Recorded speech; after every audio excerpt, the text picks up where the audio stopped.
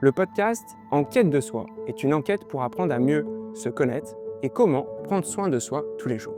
Alors aujourd'hui, vous le voyez, je suis en très bonne compagnie, tout d'abord avec Tom à la caméra. Vous pourrez découvrir son travail et toutes ses coordonnées dans la description du podcast. Et également, je suis en compagnie de Florine Jeannot, photographe. Bonjour Florine. Bonjour Théo, merci d'être là avec moi. C'est moi qui te remercie déjà d'avoir accepté mon invitation pour le podcast et aussi de nous recevoir aujourd'hui chez toi. Oui, Donc voilà, c'est du sur-mesure ce podcast, je me déplace chez mes invités. c'est parfait. Pourquoi tu es avec nous aujourd'hui? Eh bien parce que nous on s'est rencontrés au travers de nos métiers. Et justement, pour ceux qui me suivent sur les réseaux sociaux, vous avez pu voir que je mettais beaucoup de stories. En ce moment, il y a eu beaucoup de projets, beaucoup de tournages. Puis tu as répondu à une story où tu m'as dit génial, félicitations pour tous ces projets. Et fais aussi un peu attention à toi de te reposer et de trouver justement cet équilibre entre le pro, le perso et entre se donner à fond dans ses projets et aussi se reposer. Et justement, la thématique du jour va être cette question de comment ne pas se laisser dévorer par sa passion, surtout quand sa passion devient en fait son métier. Son métier, tout à fait. Alors, avant de commencer, est-ce que tu peux nous expliquer un petit peu comment tu as rencontré le chemin de la photographie dans Oui, ton parcours?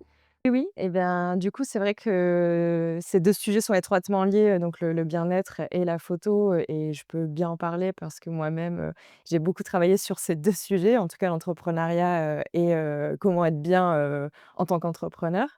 Donc j'ai commencé la photo, à l'adolescence. C'était une passion. À la base, je voulais pas forcément en faire un métier parce qu'on m'avait dit que c'était pas possible. Heu, Ah oui. oui.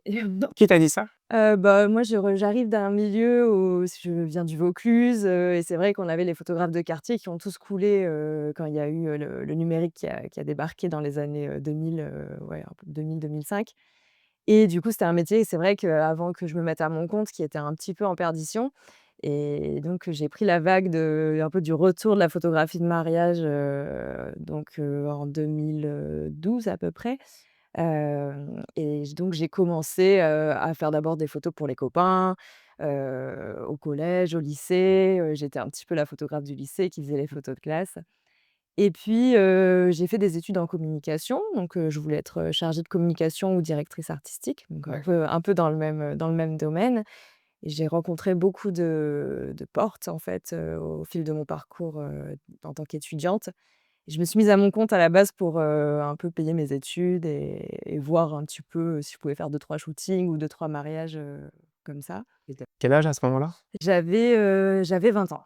Ok, c'est ambitieux. Ouais, c'est ambitieux, mais pour moi, c'était vraiment un plus, et en fait, là où je rencontrais beaucoup d'obstacles, sur, mes études, recherche d'alternance, intégration dans des écoles, enfin, c'était très compliqué, et en 2 mois, j'ai réussi à me faire un bon salaire, et je me suis dit: «Bah, pourquoi pas, galérer pour moi?»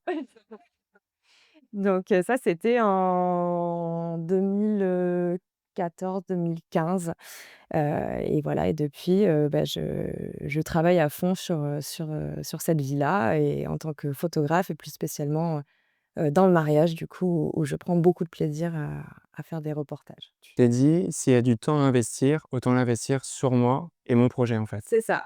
Ok. Je savais pas trop dans quoi je m'embarquais. Je t'avoue que j'ai pas forcément, réfléchi, à me dire: «Oui, est-ce que ça va être facile ou pas?» Non, non, j'ai foncé. Ouais.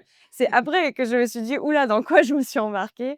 Mais je regrette pas du tout parce que vraiment j'ai une vie qui est très riche, qui est très dense, pleine de rencontres et de mouvements, et même s'il y a beaucoup de hauts et de bas, hein, comme pour tout le monde, c'est vraiment formateur, et ça me fait vraiment plaisir, chaque jour de me réveiller avec cette passion-là.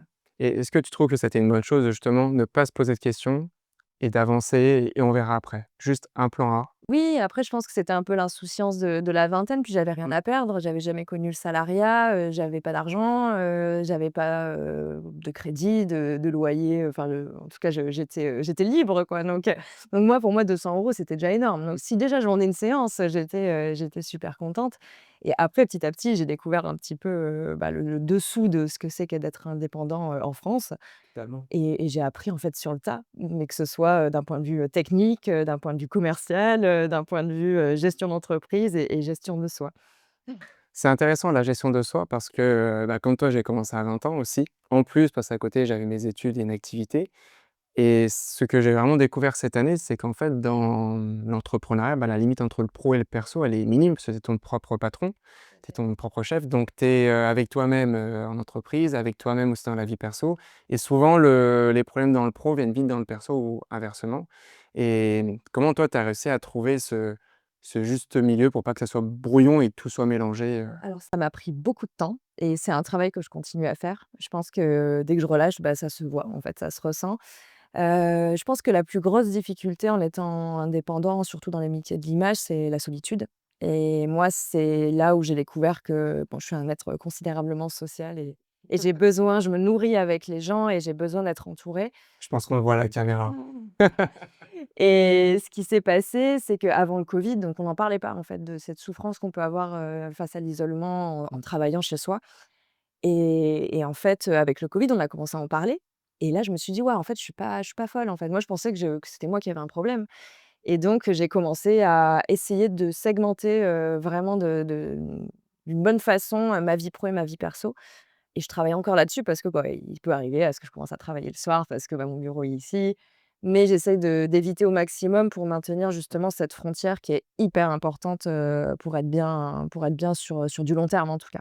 Donc quand tu dis segmenter, c'est des tranches, d'horaires de travail, en fait? Mmh. Donc là, après 18 heures, je ne travaille plus ou les week-ends, non, Idéalement, comme tu es en mariage le c'est week-end. ça. Donc, là, la difficulté que je rencontre, c'est que je suis dans le milieu événementiel. Donc, bah, je travaille le samedi et le samedi, soir et du coup, souvent, bah, le dimanche, je me repose. Dans le meilleur des mondes, j'essaye de me poser le dimanche et le lundi. D'accord. Voilà et effectivement, maintenir des heures de travail, ça m'a beaucoup aidée. Enfin, je sens la différence quand je le fais et quand je le fais pas. Ça m'arrive de pas le faire parce que forcément, j'ai la pression des délais et cetera.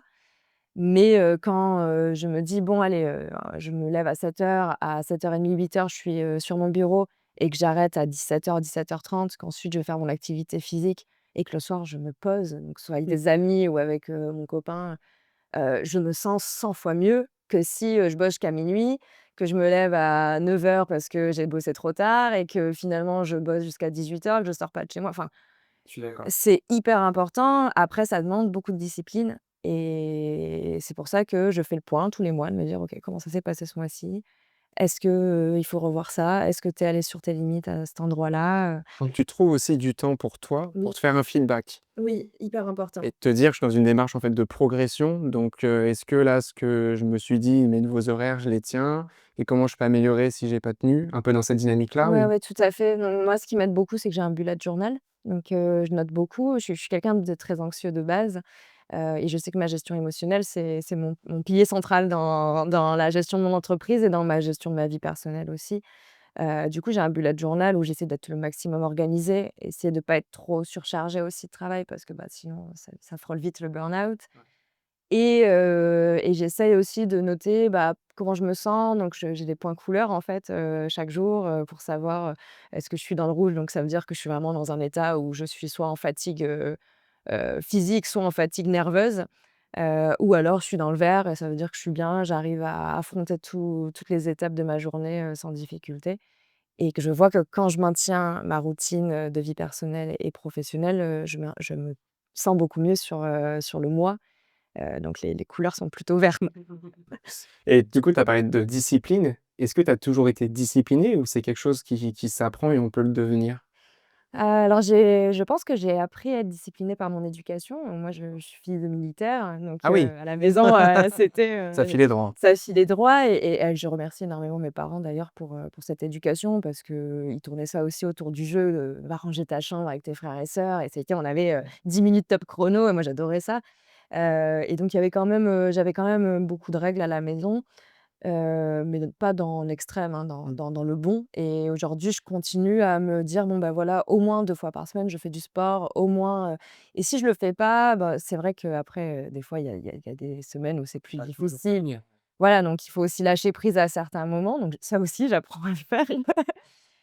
Mais en tout cas, oui, j'essaie de me mettre des objectifs et de les atteindre, pour être le mieux possible, quoi. Je pense qu'il faut travailler et sur le corps et sur les émotions et sur, le lâcher prise aussi qui est Donc c'est un important. tout. C'est un tout, ouais, c'est un tout.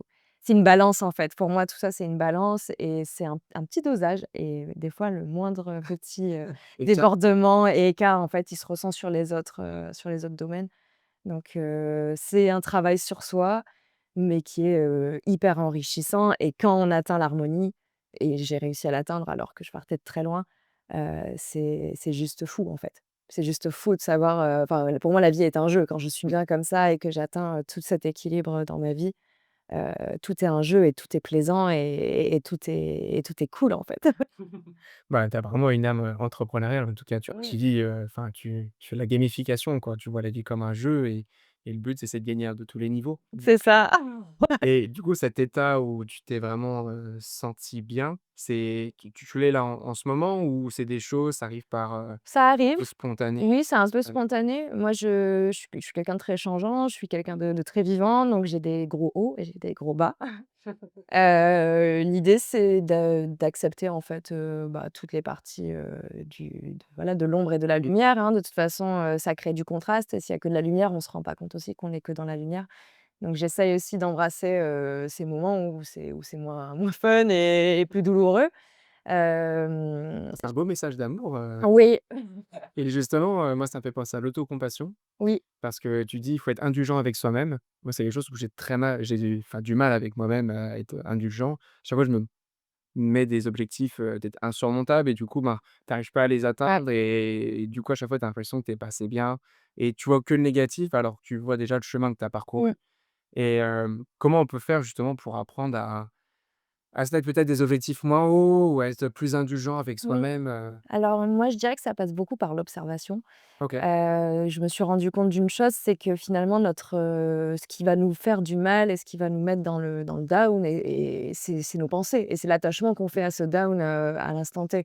Donc si enfin au niveau de notre mindset et des pensées, quand on est dans je sais pas, on n'est pas bien, on est fatigué, on n'y arrive pas, si plutôt que de se torturer en se disant: «Putain, pourquoi je suis pas comme ça? Pourquoi je fais pas ça? Je devrais être comme ça». Si on est juste là en mode: «OK, estime de soi, amour-propre», un peu comme on console un enfant, en fait, Ouais. en se disant: «Bah, en fait, là, OK, j'ai besoin de me reposer, ça fait partie du jeu aussi» et bah, du coup, c'est plus une souffrance. Donc je pense que la difficulté, c'est surtout, de contrôler ses pensées OK.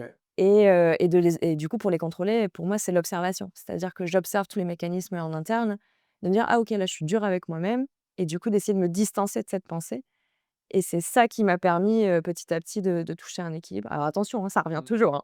Et puis il peut se passer, des fois, je sais pas, une semaine où en fait je vais être en roue libre, en rumination C'est dans ses pensées et puis d'un coup je me fais: «Waouh, waouh, waouh, waouh, waouh, mais en fait on est reparti à l'ancienne» calme, rien n'est grave. et c'est ça et c'est repartir et c'est OK et au fil du temps, on voit quand même, une amélioration et du coup se distancer. Juste observer sans les fuir, hein, parce qu'elles sont là, mais juste les accepter, les regarder. Pareil pour les émotions, quand ça va pas, bah, juste observer l'émotion et la regarder et l'accepter, s'asseoir avec elle, en fait, hein et bah, Oui, du c'est pour coup, ça. On ouais, met ça dans la chaise, de la tristesse ou la chaise de la c'est ça joie et on communique. et en faisant ça, en fait, du coup, je trouve que ça permet un lâcher prise qui permet de dissoudre beaucoup plus rapidement l'émotion. Là où quand on se bat contre, Mmh. ça peut durer des mois et je l'ai fait, hein, je l'ai fait un paquet de fois et en Avec fait quelle émotion? La tristesse, la colère aussi, mais moi beaucoup la tristesse. À un moment donné, je suis partie, faire un périple à pied toute seule, en me disant: «Je vais enfin comprendre les choses et je vais enfin trouver, l'équilibre de ma vie». Donc je suis partie faire le GR34 en Bretagne, donc j'avais jamais marché en plus, enfin j'avais fait 2 randos, des bonnes randos, mais c'était la première fois que je marchais avec sac à dos. C'était la première fois que je me retrouvais seule et en fait, les 2 premiers jours super. 3e jour, j'ai pété un plomb, mais parce que j'étais en lutte totale avec moi-même, parce qu'en fait, je sais que j'aime pas être seule, en fait, tout simplement et sauf que plutôt que de lâcher prise, de me dire: «Bon, bah, OK, je suis pas bien et c'est OK», bah, je me suis battue, en fait, je me suis énervée Pour à vouloir comprendre. pas voir la vérité peut-être. C'est ça aussi et ça maintenant avec du recul, je sais que c'était formateur, hein, mais sur le moment, c'est l'enfer, quoi. Donc ouais, prendre du recul, en fait, prendre du recul, c'est C'est génial parce que j'ai justement la même solution quand au lieu de tout envoyer balader, c'est moi qui pars justement voyager pour essayer de me retrouver un petit peu et comme toi, je marche et je trouve qu'en fait, la marche, ça permet de retrouver un rythme, qui permet de se connecter à soi, en fait. mmh, Parce que tu pas en train de courir, tu marches à ton rythme et tu apprends des fois à ralentir et du coup à ralentir, voilà, à voir ce qu'il y a dans la tête Ouais, et dans ce tout que tu disais, c'est un tout entre les émotions, entre soi, entre le travail. C'est vrai que ce que tu dis est connecté au reste. Enfin, ce que tu penses, ça va être ce que tu dis et ce que tu dis, ça va être ce que tu fais. c'est ça et puis en plus, même chimiquement, ta pensée va te créer une émotion. Mmh. Donc souvent, en fait, une situation va nous mettre mal, pas parce que, la situation est mauvaise, mais parce que notre interprétation de cette situation nous fait du mal. Ah donc interprétation, donc tout n'est pas réel? Donc tout n'est pas ré c'est un Waouh! peu ça, donc Ça. moi, il y a quelque chose qui m'a beaucoup aidée aussi au fil de mon parcours et j'y pense maintenant, c'est les 4 accords Toltec. Ouais. Je sais pas si Tu tu peux nous les rappeler? alors, il y a ne pas en faire une affaire personnelle, OK. donc ça pour moi c'est primordial parce qu'avant j'étais très, tout était, j'avais l'impression de me prendre des pains, quoi. Ça C'était t'atteignait, ah ouais, toi ça m'atteignait alors que maintenant je me rends compte que chacun gère à sa façon et fait de son mieux et c'est OK. ne pas faire de suppositions. Ne pas faire de suppositions, ça pareil, surtout dans le boulot, je trouve que ça aide énormément de pas commencer à se dire: «Ah mais je pense qu'il m'a pas répondu parce qu'il aime Ouais. pas mon travail». Bah non, en fait, si la personne elle aimait pas le travail et qu'elle était pas contente, elle serait revenue. Autant elle est juste en train de gérer sa life et toi tu es là en train de te morfondre en te disant: «Mince, j'ai dû louper quelque chose, nin nin». Donc voilà, prendre encore une fois, de la distance avec cette pensée-là et ne pas faire de suppositions, je pense que c'est hyper important et que ta parole soit impeccable. Ah oui, c'est vrai ça. Celle-ci, on l'oublie souvent. Enfin, moi, c'est celle que j'ai intégrée le Parce que plus ouais, pas tendance tardivement. à critiquer ou Oui et puis même envers soi-même, une fois de plus. La pa ta parole, je pense que ta pensée doit être impeccable aussi parce que si tu es tout le temps en train de te dire: «Ah, tu es nul, tu vas pas y arriver, de toute façon, c'est bidon ce que tu fais, nin nin». Mais en fait, ça finit par devenir des croyances et tu et t'enfermes dans ce et schéma. t'enfermes dans ce Vie. schéma. Donc oui, rien n'est réel finalement, c'est tout est une construction en tout cas, mentale et le quatrième accord du coup, c'est, fais toujours de ton mieux et ça c'est pareil, enfin je veux dire des fois on n'y arrive pas et c'est OK, on est humain, on fait tous des erreurs, mais si tu as fait de ton mieux, tu peux pas te reprocher en fait, de pas avoir fait assez bien vu que tu as fait de ton mieux, tu pouvais pas faire plus Je suis d'accord, ouais. et donc ces 4 accords, ouais, hyper importants, que ce soit dans le travail ou dans la vie perso, je pense que C'est bien, ça permet aussi de c'est en lien avec la discipline. mmh, Cette discipline, on peut justement avoir ces 4 règles qui nous mettent, une sorte, de cadre. oui, c'est ça et c'est un cadre pour la liberté personnelle, en plus, c'est comme ça que qu'ils nomment les 4 accords Toltec. Et je pense que si tout le monde l'appliquait dans sa vie, le monde irait mieux. Bon, on essaie de changer le monde dans ce podcast, donc c'est parfait. Bah, petit à petit, hein, il y a pas de petits pas. Justement, tout à l'heure, tu as dit: «Il faut, être indulgent envers soi-même, il faut, se rassurer comme on rassurerait un enfant». Par rapport à ton enfant intérieur, que tu as été ou qui est toujours, en toi, donc quand tu as commencé la photo il y a à 16 ans, c'est ça, hein? Oui, Et aujourd'hui, comment la photo t'a permis de te découvrir? Un peu en quête, d'identité?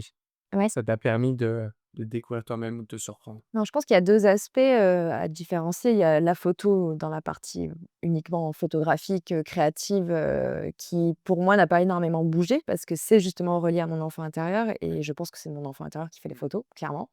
Parce que l'enfant intérieur est relié aux émotions et s'il y a pas cette notion d'amusement et un petit peu de regard un peu nouveau sur le monde, on peut pas photographier. Enfin, s'il y a trop de mental, pour moi, on va être juste sur la technique, sur le rationnel, mais du coup, il y a pas cette vibration. Pour la petite histoire, moi, je j'ai un gros défaut de vue et je fais des photos, mes reportages photos, je les fais sans lunettes. Ah non. Non, alors les heureusement l'appareil, je Oui, fais ouais. je ouais et en fait, je me suis rendu compte que quand je mets mes lunettes, ça me pose problème parce que du coup, j'active le: «Ah, il est comme ça, ah peut-être qu'il va pas aimer, je sais pas, son nez, Oui, OK. nanana» et en fait, le fait de pas avoir de lunettes, bon, je peux forcer à certains moments si j'ai besoin de voir net, donc je te vois.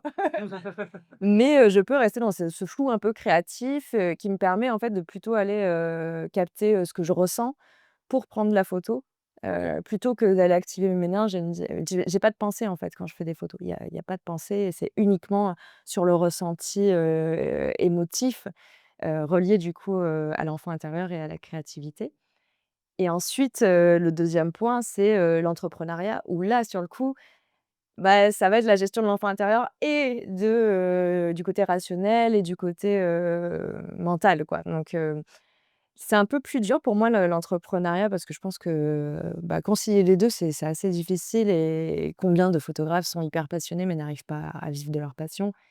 C'est vrai. C'est compliqué, c'est des métiers où il y a beaucoup de concurrence, où voilà, il y a plein de facteurs qui rentrent en compte Et du coup, je dirais que c'est plutôt l'entrepreneuriat qui m'a appris à me gérer, Découvrir. à me découvrir, à me gérer, et pas forcément, la photo en elle-même.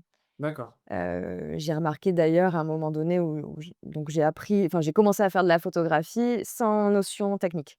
Donc moi, je me suis mise à mon compte, je savais même pas faire mes réglages. Ça s'est vraiment passé comme ça. Et donc, j'ai eu mes premières années, sincèrement, j'ai encore des photos, ça reste mes photos préférées, parce qu'il y avait ce côté instinctif où justement il y avait pas ce côté rationnel. Et Si. ensuite c'était fluide. Et ensuite, j'ai trop comparé, je pense, mon travail à d'autres. J'ai voulu trop rentrer Ah, c'est intéressant ça. dans des moods et cetera, et j'ai senti que j'ai perdu en Rapidité. pâte, en fait. Ouais. Tu vois? Mes photos, elles étaient moins En fait, tu veux intenses. faire comme les autres. C'est ça. Ensuite, du coup, j'ai réussi à retourner, et là, en te le disant, je suis en train de capter que je suis en train de refaire un peu ce truc-là, d'essayer de faire ce qui marche, alors que très sincèrement, je pense qu'il faut vraiment que ça vibre, en fait, en soi. Et ça pour moi, ça bouge pas, enfin ça fait des yo-yo. Il y a des moments où je suis créative, il y a des moments où je le suis pas. Ça, j'accepte totalement.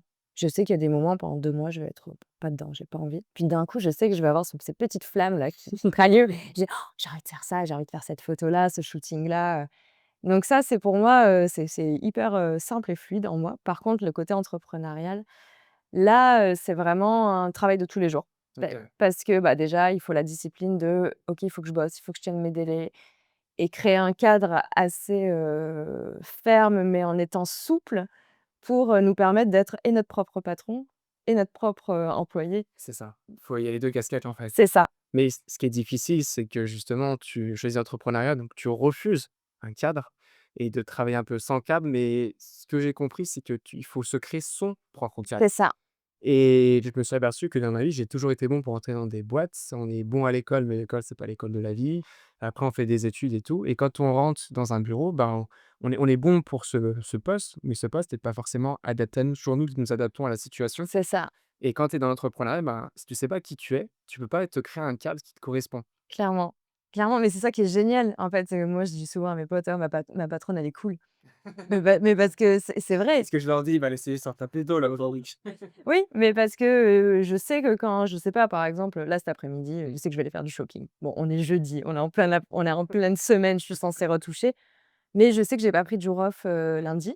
Donc finalement, je sais que j'ai un «rab» entre guillemets, que je rattrape, et bah, dans ma tête, je me dis: «OK, c'est OK, en fait, d'aller prendre une après-midi off, parce que de toute façon, tu en as besoin et ça sert à rien de se surcharger si c'est pour être, en train de travailler et pas être bien, ça c'est inutile». Mais j'ai conscience que c'est du temps, où je devrais travailler. C'est un peu comme si j'avais posé une petite demi-journée, quoi. C'est dur de pas culpabiliser. Bah, c'est ça, c'est le cadre, en fait, Mmh. qui me permet de le faire, et puis, bah, j'ai une amie qui dit souvent: «Il y a pas d'urgence dans la vie». Il faut s'écouter aussi, C'est bien. mais il faut pas trop s'écouter non plus parce qu'à un moment donné, il faut travailler, mais voilà, D'accord. trouver une juste balance en tout cas, mais c'est pour ça que s'imposer des heures, c'est quand même pas mal. Mais en étant assez flex, en se disant: «Bon, bah, c'est OK aussi des fois de ne pas travailler». Et moi, quand je reviens de presta, des fois, j'ai des assistants, et je les vois, en fait, à 22-23 heures en train de dérocher. Ah oui. Moi, jamais de la vie tu me vois faire ça. 22-23 heures, c'est mon temps où je me pose, en Tu te fait, poses et tu fais autre chose, tu coupes. voilà, faut couper, et Bah, et des fois, il faut mettre un coup de collier effectivement quand tu es un peu dans le rush. Surtout toi avec le mariage, tu as énormément de photos, à rendre. En général, tu fais plus de 1000 photos, ouais. sur la journée, plus tu fais la soirée. 1000, ouais, Ouais, il aurait voilà, donc c'est énorme. Et hem et il y a un truc qui est intéressant que tu as dit tout à l'heure, c'est, quand je fais la photo, je pense à rien. Et moi, ça me fait penser à l'état de flow, je sais pas si tu connais? En complètement. psychologie, c'est quand tu fais vraiment ce pourquoi tu es fait et du coup, tu oublies tout ce qu'il y a autour et tu t'oublies presque, ça peut être dangereux, tu Ah peux oui? presque t'oublier Ah mais toi-même parce qu'en complètement. fait, tu es complètement, Ah, tu es dans le truc, dedans. quoi. Mais moi, ça m'est déjà arrivé en mariage d'avoir une sensation où d'un coup, je me suis réveillée. Ah oui? J'ai eu ça, et je l'ai eu ça 2 fois au moins. Tu t'es réveillé parce que tu t'es endormi? Non, j'étais en pleine action, mais j'ai complètement Ouais, tu étais plus oublié, là. j'étais plus là. J'ai oublié qui j'étais, qu'est-ce que je faisais, enfin, tu vois? Ah oui? Tellement j'étais dans mon truc, bah, le tunnel, quoi, et waouh, je me suis dit: C'est intense». Ah ouais?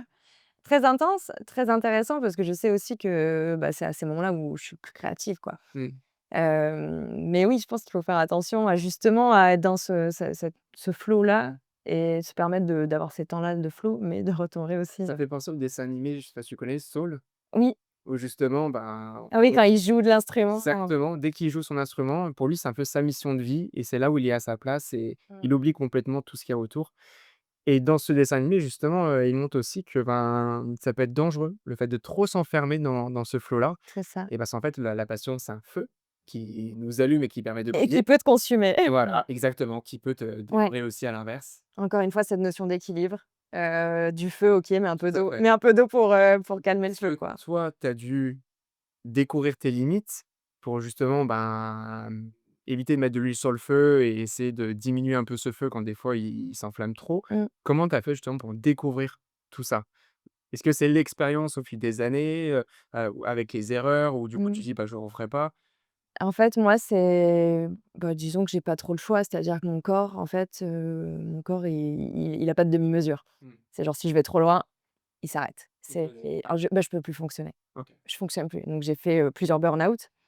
Ça a été Ah oui. ouais, lourd parce que justement j'étais tellement dans j'adore en fait Mmh. cette sensation de Le burn-out, pas de non, ça. avant le burn-out, mais l'étape avant où tu es dans ce flow justement constant, tu es tout le temps passionné, mais du coup, tu écoutes pas tes limites, tu écoutes pas, justement ce côté relâchement du système nerveux, calme et cetera et en fait, à un moment donné, tu vas trop loin et vu que tu écoutes pas ton corps te dit: «Bah, stop», en fait.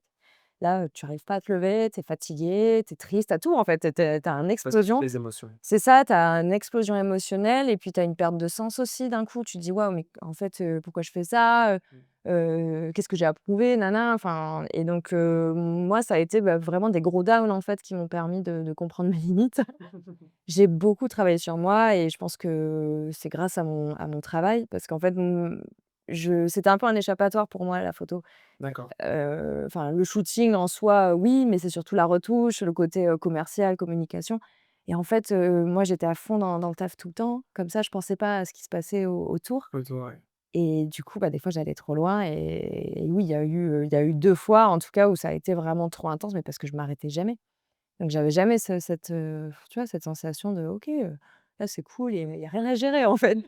C'est plein cours, on reprendra plus tard. C'est ça, donc maintenant je connais les signaux d'alerte, donc pour moi les émotions, c'est un peu comme un tableau de bord, sur, les voyants d'un tableau de bord de voiture ou d'un avion si tu veux. C'est quand il y a le voyant qui s'allume, c'est pour dire: «Attention, il y a quelque chose qui va pas». Mmh. Soit il y a un besoin qui est pas répondu, soit il y a une situation, qui n'est pas alignée avec qui je suis et plutôt que d'aller enlever, l'ampoule, du voyant, l'idée c'est de comprendre: «OK, qu'est-ce qui se passe?» et en fait, moi, souvent, ce qui me mettait en état, vraiment de mal-être, c'était, l'insécurité. D'accord. Donc Insécurité financière? alors insécurité financière, insécurité de: «Est-ce que je vais réussir à tout gérer?» Ça me l'a beaucoup fait. Toujours ouais et ça, du coup, c'est encore une fois relié à l'enfant intérieur. Ouais. Donc tu vois, tout est Super lié. intéressant, tout est lié. Tout est lié. Bon, après, tu as forcément les flots aussi moi, je pense qu'on n'est pas des êtres linéaires et il y a forcément des moments où on a des hauts et des Tout à bas. fait, il y a des hauts, des bas, mais dans l'entrepreneuriat, c'est quand même une sacrée aventure où C'est c'est la ça. jungle, hein. Ah, Tu sais c'est pas sur clair, quoi tu vas tomber d'un jour à un autre. c'est clair. Oui, oui, c'est ça. Mais du coup, bon, maintenant, avec l'expérience, j'ai des ressources qui me permettent aussi, d'avoir le recul en disant, «OK, il y a eu cette fois-là, par exemple, en 2020, il y a eu Covid». Bon, moi, ça m'a mis une claque, énorme. Pas sur le coup, moi, je suis plutôt à effet rebond, hein. C'est sur le moment, je capte pas trop, je suis là en mode: «Tout va bien» et puis après, quelques mois après, je subis. Mais je sais que j'ai maintenant, j'ai ces expériences-là aussi qui m'ont forgée, où je me dis: «Quoi qu'il arrive, en fait, j'ai déjà vécu des situations qui étaient vraiment très, très, très stressantes, où j'ai fait, des mariages où j'étais en attaque de panique». Ah oui, Donc OK. tu vois? Et j'ai géré.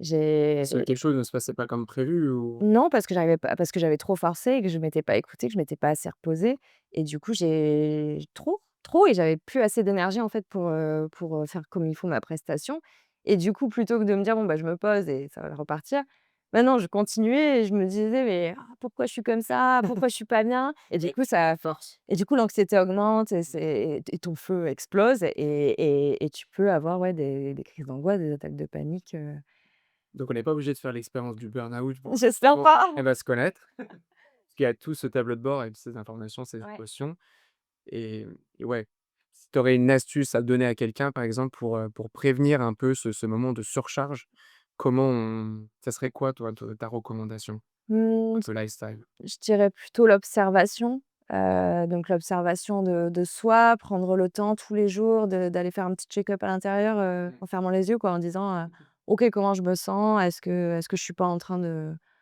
d'obstruer en fait ce que je ressens?» Et donc faire le point quoi, régulièrement. Heu, Observer aussi si tous les stades de sa vie sont répondus, enfin tous ses besoins, fondamentaux. Et est-ce que je mange bien en ce moment? Est-ce que je fais du sport? Est-ce que je La base est La OK. base, c'est ça. Mais finalement, il y a des personnes qui apprennent, à faire ça avec leur éducation, donc il y a des personnes qui ont moins besoin de travailler là-dessus, parce qu'ils ont une gestion émotionnelle qui est déjà de base, très très enrichie, parce que leurs parents leur ont appris et parce que leurs parents avaient certainement aussi, une bonne gestion émotionnelle. Donc ça vient de l'éducation aussi. Ça Ouais, vient c'était beaucoup oui. et puis, bah, après tu as aussi ta chimie, hein. Moi, je suis quelqu'un d'anxieux, je sais que mes parents sont anxieux, mes grands-parents sont anxieux, mes cousins sont anxieux, enfin, c'est un truc qui est là. Bon, bah, maintenant j'essaie de voilà, d'en avoir conscience. Je sais que je suis une hypersensible, mais c'est cette hypersensibilité qui m'a permis aussi d'être aussi créative. Mmh. Donc il faut trouver le juste milieu, doser, et toujours pareil, l'équilibre pour que ça devienne et une force et pas que ça nous plombe et que ça nous mette des bâtons dans les roues, quoi. Est-ce que c'est toutes ces aventures qui t'ont donné justement envie de développer un peu ce côté, santé? Parce que si je ne me trompe pas, tu as fait une formation de Reiki. Oui. Est-ce que tu peux nous expliquer un petit peu, ce que c'est et comment tu as découvert ça? Oui, donc moi depuis toute petite, donc je suis hypersensible comme je disais. Donc la photo, pour moi c'est un moyen un peu, un échappatoire et puis aussi de permettre, aux autres de profiter de ma sensibilité, on va dire, parce que Mmh. du coup j'arrive à capter aussi, leurs émotions, Tu tout sens ça. les gens? Je sens les gens, je sens les situations et ça me sert énormément. Et à côté de ça, donc depuis toute petite, j'ai toujours eu un attrait pour le spirituel, pour la médecine douce, ouais, pour le bien-être. Et c'est vrai qu'à l'adolescence, j'ai commencé à me pencher, sur toutes ces questions, hein, un petit peu de: «Qu'est-ce qu'on fait là? Pourquoi on est Mmh. là?» Je suis d'accord. Et c'est vrai que j'avais un gros mal-être. Moi, j'étais une enfant, dans le mal-être, depuis toute petite, hein, j'étais Né avec? je suis ouais, dès la petite enfance, on va dire, par des situations dans ma vie, j'ai été très mal dans ma peau. Et quand je me suis mise à mon compte justement, bah, il y avait des moments où ça me freinait parce que du coup, j'avais aucune gestion émotionnelle. Donc comme je disais, quand, tu fais des attaques de panique, en plein mariage, c'est pas gérable, quoi. Oui, puis surtout que le mariage, c'est quand même très stressant, hein. C'est quand même très stressant et Rien louper, il faut être présent tout le c'est temps. ça. Ouais. Et j'ai super bien géré ma presta et je sais que j'ai fait des mariages sous angine, j'ai fait des mariages, j'ai fait l'année dernière, j'ai fait un mariage où je venais de me séparer, donc le jour même. Ah Et je putain. sais que j'ai géré. Donc je sais maintenant, c'est bon, Ouais, ça va même aider à ça m'a aidée, tu vois, à me dire que waouh, en fait, je peux vachement plus gérer que ce que je pense. Et en fait, c'est beaucoup de croyances limitantes. Du coup, bah, petit à petit, la médecine douce, elle s'est présentée à moi, pour, justement apprendre à gérer tout ça, comprendre aussi comment ça fonctionne. Parce que pour moi, les émotions, c'était juste, «Mais qu'est-ce que j'ai bien fait pour mériter ça, quoi?» Genre, pourquoi en fait je suis si mal? Mmh. Pourquoi toute cette tristesse? Et j'en avais peur, en fait. J'avais peur d'avoir peur. Donc, tu vois, ça a été un long travail et qui continue encore, hein. J'ai encore mes hauts et mes bas. Mais en tout cas, j'y vois de plus en plus clair et j'ai beaucoup plus d'outils, Oui. en fait, d'outils et de recul pour comprendre que quand ça arrive, OK, ça va, ça va passer. Tu Voilà. tu connais déjà ça.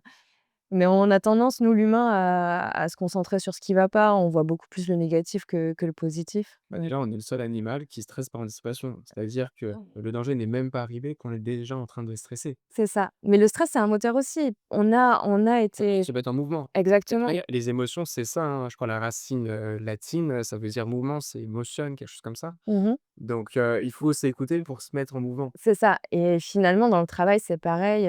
Déjà, je vais faire une distinction entre, l'anxiété et le stress. L'anxiété, c'est pour moi l'état qui s'est installé. Oui. C'est quand ton système nerveux, en gros, ton nerf vague, il s'autorégule plus, donc tu pas bien, en fait. Tu pas bien et des fois, c'est à rebond. Donc en plus, des fois, c'est même pas dans la situation, c'est après coup, boum, d'un coup, le corps, en fait, ça, c'est pour moi ce sur quoi je travaille pour éviter d'être dans cet état, trop longtemps D'accord. ou le moins possible. Par contre, le stress, je sais que j'ai le trac avant un mariage et je sais que ce stress-là, il me permet de me surpasser. Mmh. Donc le stress, c'est un moteur. Sinon, tu te reposerais en mode: «C'est acquis, j'ai dû C'est faire ça, des mariages» et tu pourrais louper la sortie des mariés, c'est ça, l'église ou exactement. Donc sur le moment, une fois que j'y suis, après le stress s'en va. Mais par contre, Donc ça me fait maintenant, tu vois, je dois avoir 1 heure de stress avant un mariage. Ah, c'est bien. Donc c'est cool. Avant, c'était une Ouais. semaine ou un mois, tu vois? Waouh!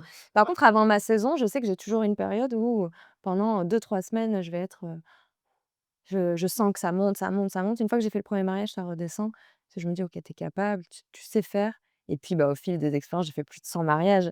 Waouh! Maintenant, je voilà, je peux plus, me dire, Un travail qui est formidable, hein. Enfin, moi, j'admire ton travail. En «Merci plus, tu as eu beaucoup». tu as eu des prix pour, la photo. Là, tu as été sélectionné, si tu veux nous en parler, Oui, bah, ça m'a permis aussi de prendre confiance en mon travail et en moi parce que j'ai bossé je suis une bosseuse, hein, donc ça vient pas de ça nulle c'est part. Donc j'ai eu le prix de la photographie de Paris en section portrait en 2022. Donc génial. ça, c'était pour moi, déjà, énorme. Il y a 90 000 participations Pour à une peu fille près. qui, n'a jamais appris la technique. Ouais, Découvert sur le tas. C'est quand même une belle revanche. c'est une belle revanche mais ça a été très positif comme ça a été très négatif parce que j'avais un peu, l'impression d'avoir atteint ce que je visais. OK. Tu vois? Donc après, il a fallu que je trouve un autre, Un autre moteur, but. un autre but, Un peu comme les sportifs de haut niveau qui, hop, on a s'entraîné 8 mois pour les JO, enfin ou des années ouais, et aujourd'hui, qu'est-ce qu'on fait après? c'est ça. Du coup, j'ai retravaillé mon pourquoi, tu Mmh. vois? Donc toujours, bah, voilà, hein, remise en question. De toute façon, on fait de l'entrepreneuriat. Je pense que si on n'a pas envie de se remettre en question, si on n'a pas envie de bosser sur soi, c'est pas fait pour nous, hein. Bah, dans un bureau, Mmh. on a une liste de choses à faire et on les fait et peu importe si on les fait pas, on sera quand même Mmh. payé donc Mais pour moi, c'est quand même un peu comme le TGV plutôt que le train, quoi. Ça va beaucoup plus vite, tu apprends beaucoup plus vite, sur toi et c'est hyper enrichissant. bah, c'est ce que je me suis dit en refusant justement, bah, mon premier CDI après, mes études qui était vraiment, bah, le job de rêve en fait, sur papier, gérer, 2 équipes de 20 personnes, dans le cadre, manager, enfin voilà, à 23 ans, je me dis: «C'est top» et bon, comment, manager des gens de 40-45 ans si moi, en fait, il y a plein de choses que je ne connais pas sur moi-même. C'est sûr. Je dis l'entrepreneuriat, ben, il y a pas de cadre parce qu'en fait, tout est possible Mmh. et c'est un booster comme sur Mario Kart qui te permet d'aller super vite et direct à l'arrivée ou il y a peut-être même pas de ligne d'arrivée, en fait, hein. Ouais, je pense pas. Non, c'est vrai que je pense Que pas. des petits niveaux qui te Mmh. permettent, Mais c'est toi-même, en fait. Je oui, pense que tu atteins les objectifs que tu te fi enfin, tu peux atteindre les objectifs que tu en lien avec ton pourquoi. en lien avec ton Est-ce que tu pourquoi. peux nous partager ton pourquoi ou c'est secret, Je sais pas trop, il y a 2 pourquoi. Il y a un pourquoi pour, je travaille pour, ma liberté déjà. Mmh. Parce que pour moi, la liberté, c'est fondamental et mon travail, c'est quand même un moyen d'atteindre, bah, ce que je vise au niveau personnel, c'est-à-dire un bien-être, la possibilité, bah, si j'ai envie d'aller me faire un spa, je peux me faire un spa, tu vois? Des trucs tout bêtes, hein, mais ça et puis, bah, fonder une famille, voilà, avoir une belle maison, enfin un peu comme tout le monde. Après à titre, professionnel, mon pourquoi il est plus dans l'ego, donc on n'a pas trop parlé d'ego sur ces pas pour le moment. Je pense que l'ego c'est un super outil aussi, mais il faut en avoir conscience. OK, c'est un outil et pas un ennemi alors? Ça a été un ennemi OK. longtemps et tu vois, à un moment donné, j'ai failli tout arrêter parce que justement je me suis dit: «Ouais, en fait, c'est un métier d'ego». Mmh. Et j'y voyais plus de sens et après je me suis dit: «Non, mais en fait, l'ego c'est aussi ce qui fait que tu peux créer, c'est aussi pour ça que Tellement. tu es là». Enfin, de toute façon sans ego, il y a pas on va dire, il y a pas d'incarnation, Ça peut être moteur comme le stress, c'est ça, pour te dépasser. exactement et du coup, bah, moi j'ai vraiment envie de me dépasser. J'ai envie d'être reconnue mondialement, j'ai envie d'avoir, voilà, de réussir des concours. Donc là, je viens d'être acceptée, dans les, meilleurs photographes de mariage, du monde, dans la catégorie française, du coup, il y en a 20. Donc j'ai appris ça Félicitations. merci, j'ai appris ça hier, donc Ça sera quand, c'est déjà officiel. OK et C'est après tu as un classement dans la sélection? après tu as des awards, donc des concours, en fait, que tu peux faire en interne, avec, ces photographes-là et tu peux remporter, du coup, des Félicitations. des petits Bravo. prix. Ouais, merci Bah, du beaucoup. coup, je suis chanceux de te recevoir dans le podcast, Mais c'est n'importe qui. non, après, voilà. Par contre, voilà, l'humilité quand même. Voilà. Parce que je Ça, c'est sais pas prendre la grossesse, hein. non, je pense que ça se travaille, c'est toujours pareil, on n'est que créateur de contenu. Enfin, tu vois, je pense qu'un chirurgien, même C'est quelqu'un comme qui qui? quelqu'un qui sort des mais même quelqu'un qui travaille à l'usine, mais le courage qu'il faut pour, travailler de nuit, faire les 3-8, enfin, tu vois? Moi, je pourrais pas du tout et en vrai, nous, on a quand même, la chance de pouvoir écouter notre flow, de pouvoir écouter, nos bas, tu vois? D'accord. En vrai, on n'est pas les pires et on n'a pas forcément besoin d'avoir une reconnaissance constante, Par contre, ça fait toujours plaisir. Ça fait du bien, ça permet d'avancer. C'est Ça ça. t'ouvre aussi d'autres portes, Mmh. parce que des choses que tu mets dans ton portfolio. Mais après, est-ce que tu as déjà ressenti peut-être le syndrome de l'imposteur? Ah s Si, Oui, toujours, hein. Ah bah, oui, oui, bien sûr. Ah bah, là, hier, quand justement, j'ai été acceptée, le 1er truc que j'ai fait, c'est que je me suis inscrite sur Ampara, donc je sais pas si nos auditeurs connaîtront, mais ça permet des organisme de formation. formations photo, vidéo et business et direct, je me suis dit: «Non, mais en fait, il faut que j'apprenne les bases de la photographie au niveau technique». Tu vois? Donc pour te dire C'est vraiment le haut-bord à n'importe qui, en fait. Les uns. c'est ce que je me suis dit. Non, mais non, je pense que clairement, mon travail le mérite. Mais par contre, moi, direct, je me suis dit: «Oh là là, quand même, j'ai ça fait peur et j'ai envie de, tu vois, de toujours me performer». Donc cette remise en question, elle te permet C'est aussi génial ça. de te remettre en Mmh. question, de pouvoir, retourner justement, sur des fois les bases, en fait, hein, tu vois? Revoir les Puis bases de garder les pieds sur terre, en fait. aussi. De pas oublier d'où on vient et Mmh. qu'on a toujours besoin, et je pense que c'est une forme de sagesse, en quelque Mmh mh. sorte. La sagesse, c'est de se dire on ne sait pas tout, on n'a jamais fini d'apprendre. C'est Puis clair. on peut apprendre à la fois, des plus petits, des grands et puis même pour soi, il faut se développer. En fait, tu me fais penser à Michael Jordan, Ah, OK. le basketteur, parce que le jour où il avait gagné un super match, très important et bah, le lendemain, c'est le seul qui est retourné sur le terrain pour s'entraîner Oui, et de faire des paniers. En fait, on dit: «Mais pourquoi, on a gagné hier, prends le temps de célébrer ta victoire et tout». Et j'ai célébré hier soir. Maintenant on se remet, à l'entraînement. ouais, C'est reparti. Et toi, tu as reçu un prix et dès le lendemain, tu t'es dit: «Bon, bah, allez, je me remets, je me forme, je vais apporter un travail, différent, c'est encore ça. meilleur». Ouais, c'est ça, exactement et justement, c'est ça qui est trop bien. Enfin, parce que du coup, tu penses que c'est fini, mais non, en fait. Tu as encore tellement à Ah, faire et à apprendre et à progresser et en plus, tu peux, progresser dans d'autres branches que ce que tu as mmh, testé jusqu'à présent donc et c'est ça qui est trop bien dans l'entrepreneuriat et en tant que photographe aussi, c'est que tu as plein de sujets sur lesquels tu peux bosser.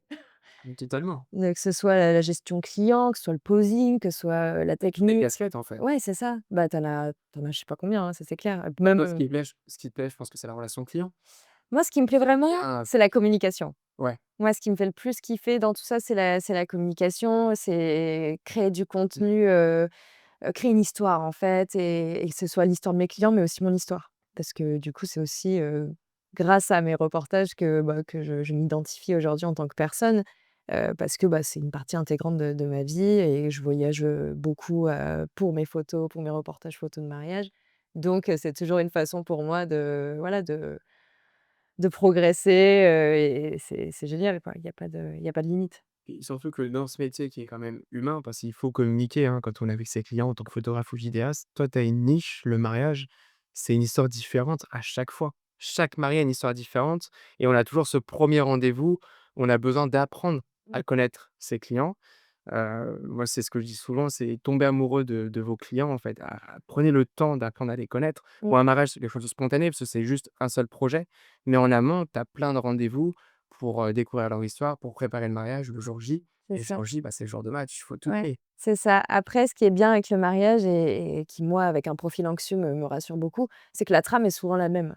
Mmh, Donc finalement, mes process, c'est toujours les mêmes. c'est vrai. Donc ce qui va me donner un petit peu la cassure de la routine, ça va être justement le fait que c'est toujours un lieu et des personnes différentes. Mais finalement, le cadre reste le même. Mes techniques, enfin, tu vois, après, je peux aller un peu plus loin dans certains trucs, Tout à fait. à certains mariages. Mais j'ai mes bases, je sais ce qui fonctionne, je sais, là où je suis bonne, là où ils m'ont Mmh. choisie, pourquoi ils veulent moi en tant que photographe et je sais, voilà, qu'il y a des trucs que je gère et j'ai plus besoin de me prendre la tête avec. Du coup, ça permet, le mariage, voilà, de casser la routine, mais d'avoir quand même toutes ces bases, bien solides qui, au fur et à mesure, te mettent dans une situation où tu es bien, quoi. Tu es plutôt relax et c'est un cadre. Alors que quand tu fais du reportage, je sais pas, toi, par exemple, qui fais de la vidéo, corpo, tu changes de lieu, tu changes de client, tu changes de boîte. C'est vrai. C'est beaucoup plus stressant à mon sens. Après, un after movie, ça répond à certains codes, Mmh. donc ils sont toujours un petit Oui, peu tu as les tes mêmes. process aussi petit à C'est petit, ça. Mais là, par exemple, j'ai rendu un after movie pour la même entreprise où on a fait le séminaire dans le même lieu que l'année dernière. OK, Donc du coup, il fallait se réinventer en disant: «Bon, ben, avec les mêmes personnes, le même lieu, quelle histoire on peut raconter? Une histoire différente». Et différente, c'est ouais. là qui est où c'est génial. Ouais, Qu'est-ce qui fait qu'une vidéo fonctionne ou non? Ou qu'est-ce qui fait qu'une, photo fonctionne ou non? Je pense que pour moi, c'est le storytelling. C'est l'histoire que je tout raconte à fait, derrière et donc les émotions qui vont s'en tout dégager. à fait. Si tu fais juste de la photo ou la vidéo purement technique, Mmh. tu vas faire des très jolies choses, mais qui ont, pour moi, pardon de l'expression, mais pas d'âme. C'est et ça que et on revient à ce côté ressenti tout à fait. et je pense que tu fais le même tu prends les mêmes mariés, le même lieu, Mmh, les mêmes invités, tu changes juste de journée, c'est pas la même chose. c'est vrai. Il y a tellement de facteurs, que ce soit, d'un point de vue, sur un mariage, il y a 100-200 personnes, 300 personnes des fois. Ça veut dire que tu as 300 personnes qui vont interagir d'une façon différente. Il y a tellement de possibilités que ça se fasse différemment. Le couple, c'est pareil, il suffit qu'il y en ait un qui ait mal dormi et l'autre, qui enfin, tu vois? Les mariés grincheux. Ouais, mais ça tu peux tellement avoir, tu vois, ton mood, il change tellement aussi que du coup, je pense que tu auras beau, refaire le même reportage d'une journée à l'autre, au même endroit, et avec la météo aussi, enfin, tu as tellement de facteurs qui font que tu auras pas la même histoire. En tant que photographe, tu as un rôle qui est super important pour le mariage. Pour ceux qui ne connaissent pas, en fait, c'est le ou la photographe qui va leader le mariage en quelque sorte. Ça dépend dans quelle, gamme de mariage tu te Ouais? retrouves aussi, parce que du coup, moi, je travaille de plus en plus avec des wedding planners Mmh. et ce qui est agréable avec les wedding planners, c'est que du coup, je vais vraiment, m'axer que sur mon reportage. OK. C'est-à-dire que moi, j'ai peu d'interactions quasiment avec les mariés, enfin, j'en ai quand même parce que je suis Mmh. près d'eux. Là où quand, tu vas faire des plus petits mariages avec, des budgets un peu plus serrés, tu es de plus en plus en tant que coordinatrice, de la journée parce qu'il y a pas d'autres référents. Donc au plus tu vas monter en gamme et au plus tu vas être que photographe. Tu vois? Et c'est là où, bah, les gammes sont différentes et c'est des styles de mariage complètement Ouais, différents. faut s'adapter. C'est ça, quand tu travailles déjà avec un vidéaste, photo vidéo sur un mariage, Toi, tu as un bon binôme, hein? j'ai un bon binôme, ouais, j'ai un bon binôme et puis, je travaille souvent même avec d'autres vidéastes sur des mariages Mmh. parce que les mariés ont choisi quelqu'un d'autre et c'est toujours une dynamique différente. Le fait de travailler en équipe, ça a rien à voir que travailler seul en tant que photographe. Ah oui, je suis d'accord. C'est pour ça d'ailleurs que je prends des assistants maintenant parce que je préfère être à 2. Je me dis: «Il y a quand même un enthousiasme qui est complètement, je sais pas, ça change totalement, quoi, Et pour c'est un mariage, tu es obligée d'être positive. ah bah, tu es obligé. C'est toi qui transmets l'émotion. Ouais, déjà, ils sont contents, mais ils vivent pas la même façon de mariage parce qu'eux, ils sont stressés, ils sont C'est ça. fatigués des préparatifs. Mmh, Donc tout doit être parfait pour eux et il faut toujours être positif. c'est ça. Si on ne peut pas sortir le drone parce qu'il pleut ou que le soleil, on l'a raté ou il est pas comme on voulait, bah, faut essayer de trouver des alternatives. Faut être en mode solution un peu. Ouais, complètement et c'est pour ça que la gestion du stress, elle est hyper importante. Mmh. Parce que du coup, tu vas envoyer de l'énergie à tes clients et pareil en séance, enfin même toi, je pense que tu le fais aussi en corpo. Si tu tires la gueule, tu vas pas avoir les mêmes images. Donc tu es obligé, c'est pour ça que c'est un métier qui est énergivore et qu'il faut avoir une connaissance de soi. Parce que même dans un état où tu es pas, dans une journée où tu vas être, vraiment, à fond dans ton taf, ton client, il faut pas qu'il le capte. Ah oui, complètement. Et d'ailleurs, tu es obligé de switcher toi-même, tu es obligé d'aller chercher dans tes ressources, dans ton stock d'énergie, tu vois? Donc quand tu en as plus, c'est là où c'est problématique. C'est comme un cuisinier, hein. Faut Mmh, pas montrer ce qui se passe en cuisine. c'est ça, À table, il faut leur dire que tout se passe bien et tout en cuisine, c'est ça. mais derrière, dans ta tête, faut que tu gardes pour toi. C'est ça, donc la positive attitude et moi, à chaque fois, mes clients, ils me disent: «Ah mais Florine, toi, tu es hyper relax». Moi, ça me fait toujours marrer, je leur dis: «Mais non!» Parfait. et en fait, je me suis construit aussi, une personnalité en tant que prestataire de mariage, en tant que photographe de mariage, où mes clients, ils peuvent se reposer sur moi. Ils savent que je vais avoir la patate de A à Z, Ouais. que même si, voilà, je suis en pleine séparation, même si, je suis en burn-out, ils le sauront pas. Mmh. À la limite, s'ils me demandent, je leur dis: «Ah en fait non, je suis pas top en ce moment, t'inquiète pas, mais par contre je gère». Mais c'est pas ma journée, donc la priorité, c'est qu'eux, leur expérience soit dingue C'est très beau comme, démarche. et du coup, il faut gérer, son stress Mmh. et son anxiété et toutes ses émotions, au fil de la journée, Ouais, c'est ce clairement. que je fais avec mes clients, j'essaie de les faire participer au tournage en leur disant: «Bah, i c'est pas tous les jours qu'ils font un tournage». Puis pour eux, ça leur fait penser à la télé, ils voient une caméra, ils te posent plein de questions et tout. Donc des fois, j'essaie de mettre une GoPro un peu sur un des clients pour avoir un peu un côté immersif, leur expliquer, certaines choses ou quand on fait une interview, je vais leur montrer 2-3 photos où on fait quelques bêtisés, je leur envoie derrière. Tu t'amuses, en Mmh. fait. Exactement. C'est un jeu, je me dis tous les jours, ils sont dans leur bureau, ils sont en mode réunionnite Et qui est réunion et là, c'est l'instant récré, bien c'est sûr. juste vous êtes là pour passer un bon moment Ouais. et la vidéo, c'est moi qui m'en occupe, ça va bien se passer. Oui et puis le truc, c'est que de faire ça, du coup, ta vidéo, elle a même beaucoup plus de chances d'être une réussite. Parce Tout que à du fait. coup, l'énergie qui est envoyée pendant le tournage, elle est positive. Donc comment tu peux faire un truc négatif si tu as eu Faut être que des résonance avec ses clients c'est ça, c'est de la résonance, c'est exactement ça. et j'aime bien parce que tout à l'heure, tu as parlé d'hypersensibilité, donc je te rejoins parce que je pense que j'ai aussi un caractère hypersensible et tout au long du début de ma vie, ça a été plutôt vu comme quelque chose de négatif, Mmh. en fait, où on m'en avait jamais parlé, je savais pas ce que c'était. Très années 90, hein. On n'en parlait pas à l'école, on n'en parlait pas à la fac. Enfin, je trouve qu'on est dans une société où on parle très peu de ses émotions On est encore dans ce côté, chevaleresque, héros, les Mmh. capables de Ça va de mieux en mieux quand même, mais effectivement, c'est grâce au podcast, au mmh. format où il y a beaucoup de choses qui se font sur l'intelligence émotionnelle. Mais comment toi tu l'as vécu cette, petite transformation et notamment dans le pro, on m'a beaucoup dit, «Non, pas d'émotion, pas Ouais. d'hypersensibilité, faut être un rock». Alors pas du tout. Là, on est en train de dire que justement il faut En fait, il faut être tenter un des rogue expériences. sur la discipline. Il faut Ouais. être un rogue sur le process. Tu peux pas te permettre, de dire: «Ah bah, oh j'ai oublié ma caméra, désolé, j'avais la tête ailleurs», tu vois? Non. Ah, il y a plus de carte SD. Je pense que c'est comme tout, il faut le gérer. Donc moi, mon hypersensibilité, pareil que toi, hein, ça a été très douloureux pendant très longtemps. C'est pour ça d'ailleurs, voilà, qu'on revient sur la médecine douce et cetera, les énergies, tout ça, ça m'a permis aussi de mieux comprendre et cetera. C'est ta bulle de respiration, Et c faut te retrouver. oui et puis de compréhension de soi, tu Mmh. vois? Parce qu'avant, voilà, comme je disais, j'en avais peur. Mais maintenant, mon hypersensibilité, c'est devenu une force. Donc je sais à quel point elle peut devenir problématique. Je connais sa limite Mmh. pour pas que ça devienne justement un problème. Mais je sais à quel moment elle me sert, en fait, pour atteindre mes objectifs. Et en mariage, à chaque fois, les invités viennent me voir en disant: «On vous a vu pleurer, comme une madeleine». Mais moi, j'en profite, je lâche tout et on peut chialer, mais Le mariage a une je vis le mariage avec vous, il y a pas de problème. Mais je sais que s'il faut que je sois focus et que si mon émotion, elle prend le dessus sur, ma photo, Mmh. non, l'émotion, elle retourne à sa place. La stop. Donc c'est ouais, une gestion, une grosse gestion et d'ailleurs tu m'avais demandé un petit peu des outils Mmh. pour se gérer, et voilà, au fil des années, je pense que je me suis constitué une boîte à outils, qui me permet, justement de mieux appréhender, ce stress, ces émotions, la peur, la tristesse, qui sont forcément celles qu'on essaie de fuir au maximum. On fuit pas trop la joie et et l'enthousiasme. Ça, on l'a vu, ouais. Ouais, ça on la vit, la colère aussi et c'est des émotions qui sont souvent, refoulées, donc j'aimerais bien donner un conseil, la méthode de l'EFT. Qu'est-ce que c'est du coup? Donc l'EFT, c'est une méthode de tapping, à certains endroits, de ton corps, donc tu fais du tapping ici, OK, ouais. ici, donc un peu plus longtemps que là je le fais, voilà et ici et c'est en fait, ça vient toucher des points d'acupression D'accord. qui te permettent justement un relâchement, au niveau, émotif. Méridien un peu, C'est un ouais, je pense qu'il doit y avoir des liens avec les méridiens et en fait, en faisant ça, tu viens diminuer la charge émotionnelle. Donc l'idée, c'est par exemple, avant une prestation, tu dis: «OK, là, je suis pas bien parce que j'ai peur de pas y arriver». Donc tu vas noter cette émotion. Donc là, je suis à 10/10, c'est-à-dire que je suis vraiment en état de stress intense et tu vas dire, bah, tu fais ton tapping et tu dis: «Même si j'ai peur de pas y arriver, je m'aime et je m'accepte comme j'y suis» et tu le répètes et tu vois à la fin combien tu notes ton émotion et généralement, tu vas voir, ça s'est descendu et tu le refais, en fait et ça te permet et moi, ça m'est arrivé de le faire dans les toilettes, en arrivant au mariage, tu vois?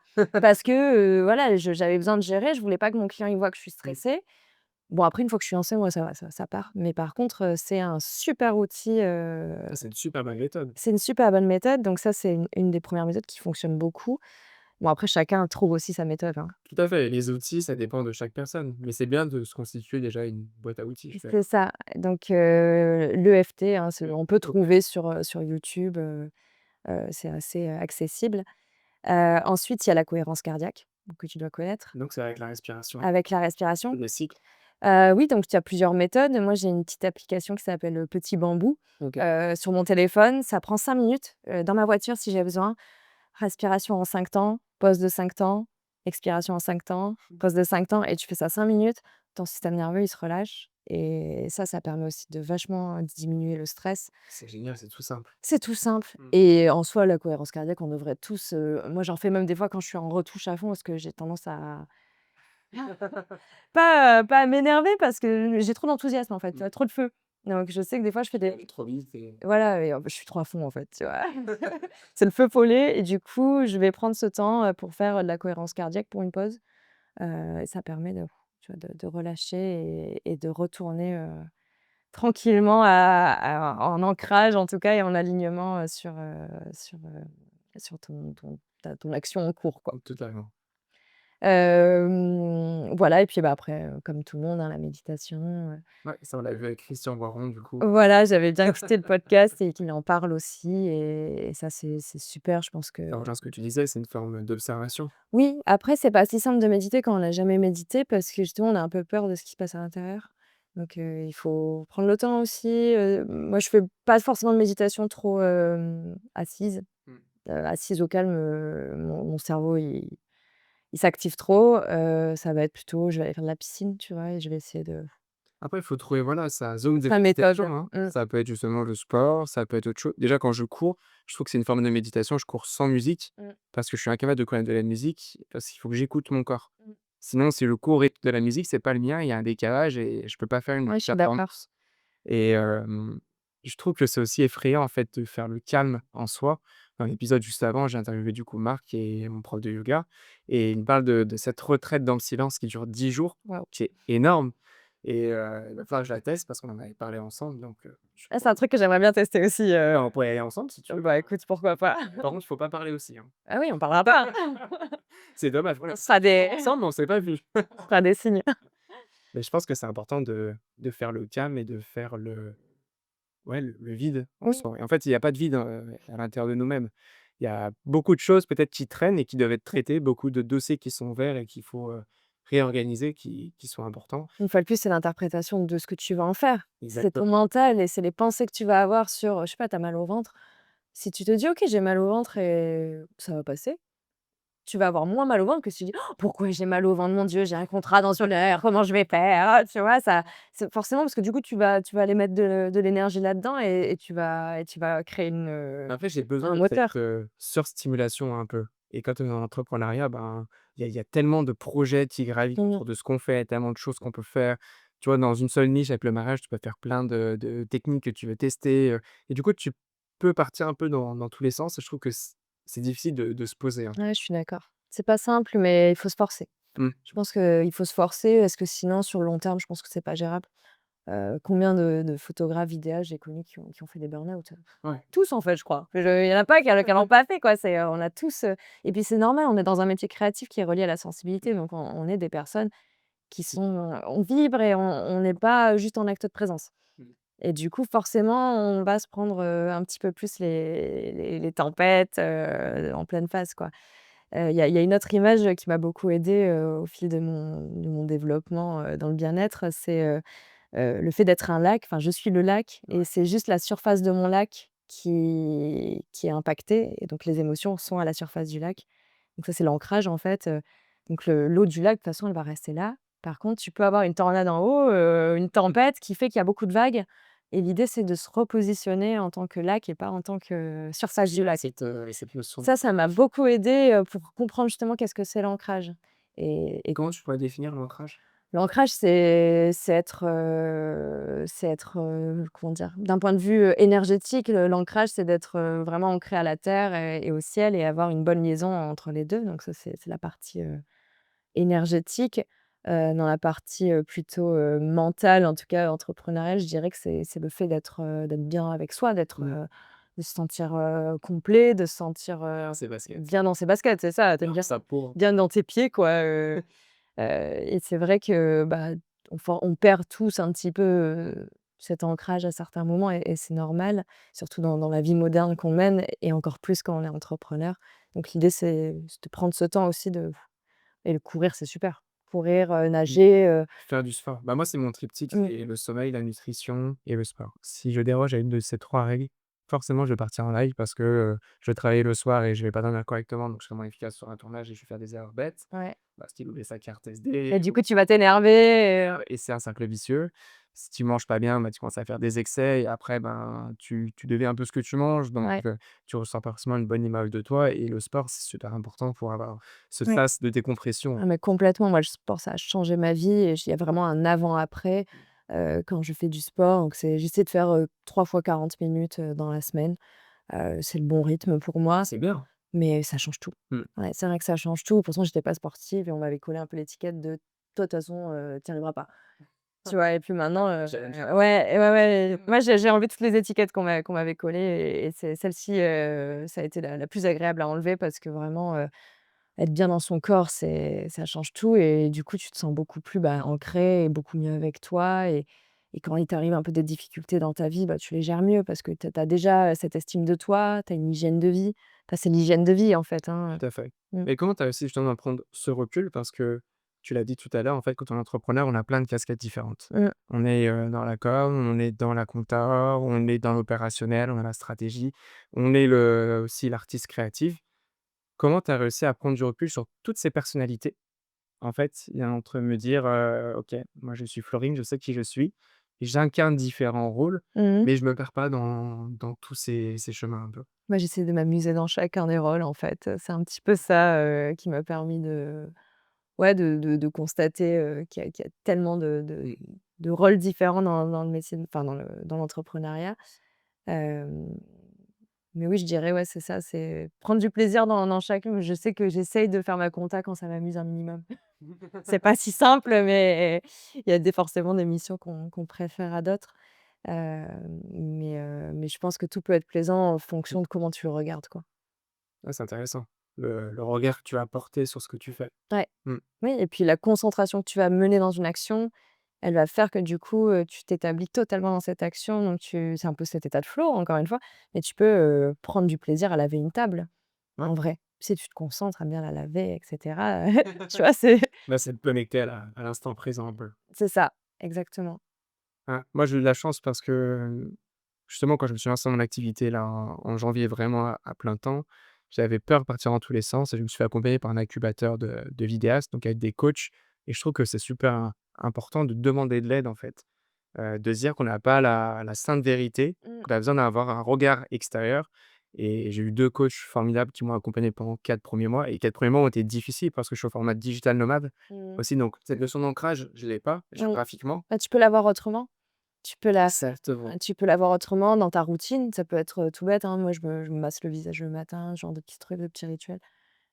Il y a des moments où je le fais pas, bien évidemment. Mais je sais que pareil, ça change ma journée, mais ça change ma journée. Mmh. Je sais que si, direct, je vais faire, je sais pas, quelques étirements le matin et je pense que ça, tu peux le faire partout dans le monde. Mmh. Bah, direct, tu vas te dire: «OK», même, enfin, ça rassure une fois de plus ton enfant intérieur en te disant: «OK, là, je suis dans un nouvel endroit, j'ai un nouveau contrat, j'ai pas de repères». Mais mon repère, c'est moi, c'est mon hygiène de vie, Et c'est du coup, faut être connecté à soi. C'est toujours pareil. c'est dur quand même, Ouais, finalement, c'est gros tout. un gros tout et mais c'est ça qui est génial et des fois, tu oublies juste une petite partie, tu te dis: «Ah, j'aurais peut-être pas dû l'oublier, quoi». En fait, pour revenir à cette problématique de comment ne pas se laisser dévorer un peu par sa passion, c'est vrai que comme le travail et la passion est mélangé, donc trop perso, pour moi, je dis toujours: «Je finis mon travail et après je prends du temps pour moi». Mmh. Quand les gens me disent: «Prends du temps pour toi». Sauf que ton travail quand tu es entrepreneur, il se termine jamais. Bah, oui, Toujours quelque chose à faire. parce que tu le mélanges avec toi-même, en Et fait. c'est ça.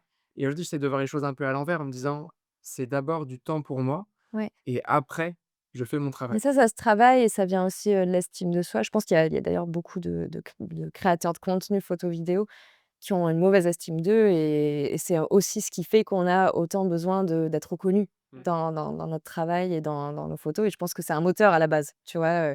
Tu as envie de montrer que tu fais des photos, de qualité, mais pourquoi tu as besoin d'avoir, cette reconnaissance-là, tu vois? Et tout ce travail-là et puis finalement quand tu viens un peu creuser, c'est souvent qu'il y a un petit problème d'estime de soi, dans le fond et du coup, c'est, bah, venir, justement, apprendre à être quelqu'un en dehors aussi de son travail. Moi, je sais que j'ai, une liste, de choses que j'aime faire en dehors de travailler. OK. Même si C'est bien ça. j'adore bosser, mais j'ai une petite liste, voilà, faire du yoga, chanter, aller danser, regarder du Netflix, décorer mon appart, enfin, tu vois, faire un plein de petits trucs, Très bien décoré. merci.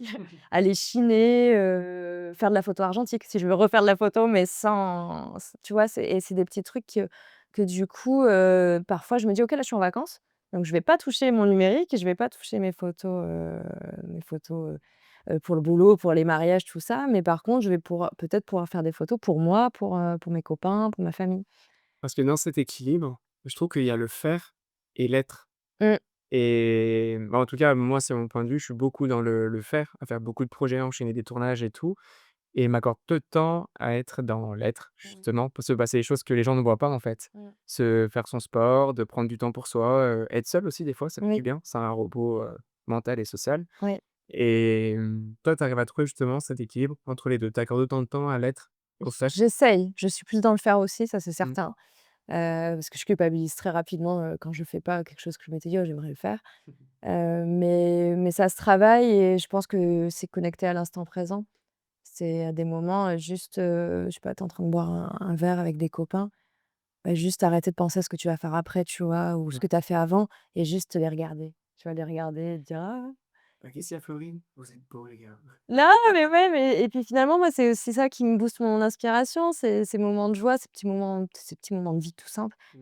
qui sont hyper importants. Par exemple, dans le mariage, tu vois? C'est ces petits trucs tout bêtes, hein, la maman qui est en train d'allaiter son bébé, et bah, ce petit bébé, je me dis: «Ah bah, il verra les photos quand il aura 30 ans, et il se dira: "Ah mais j'étais ma mère C'est là, j'étais là et ma mère était en train de m'allaiter", tu vois? Enfin, c'est des trucs, tout bêtes, donc c'est l'observation, beaucoup d'observation. continuer à s'émerveiller des C'est petites ça choses. et en fait, quand tu observes, tu es. Mmh. Tu es pas dans le faire, tu vois? Tu es là justement, tu es pas en train de te dire: «Ah qu'est-ce que je vois? Nin juste tu Bah, j'essaye de me dire d'essayer de toujours voir le monde, en fait, comme si c'était la première fois que je le voyais mmh, et de toujours continuer à s'émerveiller ou à être curieux, à découvrir parce que sinon, bah, c'est là où tu perds un peu du sens, notamment avec le burn-out où là, tu as l'impression que tout ce que tu fais, ça sert à rien, mmh, ça a plus en ça a aucun rapport avec ta mission de vie et justement la mission de vie, j'en ai discuté dans le deuxième épisode, 1er épisode avec, Christian Boiron, où il dit: «Faire ce pourquoi on est destiné, à faire». oui. Et du coup, pour toi, si tu devais mettre des mots sur cette mission de vie, tu dirais que tu es destiné, quelle est ta destination dans la vie? Mmh, c'est pas si évident parce que c'est quelque chose qui a pu changer en fait, entre ma mission de vie d'avant, qui était peut-être plus reliée à mon ego et ma mission de vie de maintenant. Moi je dirais c'est de retranscrire, tu vois? De justement, en tant que photographe en tout cas, c'est de retranscrire, la joie, la vie en fait. C'est de rendre hommage à la vie, c'est Ouais. ça et ouais, même à titre personnel, ça je dirais que c'est ça. Rendre hommage, c'est-à-dire, dire merci? Dire merci et juste, bah, l'expérimenter et la vivre et la vivre, pleinement. En tout cas, ça c'est sûr. C'est une belle, ça m'inspire, ça OK, m'inspire. c'est venu tout seul. C'était spontané. C'était spontané, c'est ça. Et qu'est-ce que, on a beaucoup échangé. Pour arriver un peu sur la fin, qu'est-ce que tu donnerais comme, recommandation à quelqu'un qui veut se lancer dans l'entrepreneuriat? Que ça soit au niveau de la photo, de la vidéo ou même dans d'autres domaines? Qu'est-ce que tu dirais, à un petit jeune, une petite jeune de 20 ans qui aussi veut se lancer? Bah, en tout cas, si on n'essaye pas, on peut pas savoir. OK. Donc déjà et il y a pas de fin en soi. Si ça nous plaît pas et si ça marche pas, au moins on aura essayé. Mmh. Si j'avais un conseil à donner, c'est quand même de faire comme une stratégie pour créer une vraie entreprise. Donc d'arriver déjà à se dissocier de son entreprise dès le début, Mmh. pour justement, bosser et sur soi et sur sa boîte et OK. réussir à direct distinguer. Chose que j'ai pas fait au début et qui du coup, j'ai dû le faire plus tard, de faire un business plan, ça déjà, pour moi, c'est un peu la base. Qu'est-ce que je veux vendre? Qui est mon ciblage? Qui est mon persona? Enfin, tu Avoir une vision aussi, une vision. tu l'as dit. Bah, oui, du coup, il y a sa boîte et puis l'entrepreneur dans la boîte. Donc, moi, pourquoi je fais ça? Dans quel but?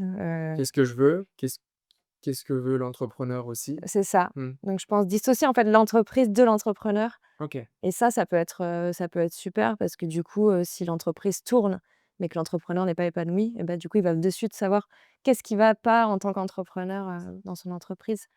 Donc ouais, c'est un conseil que je et ça te permet direct de dissocier les 2.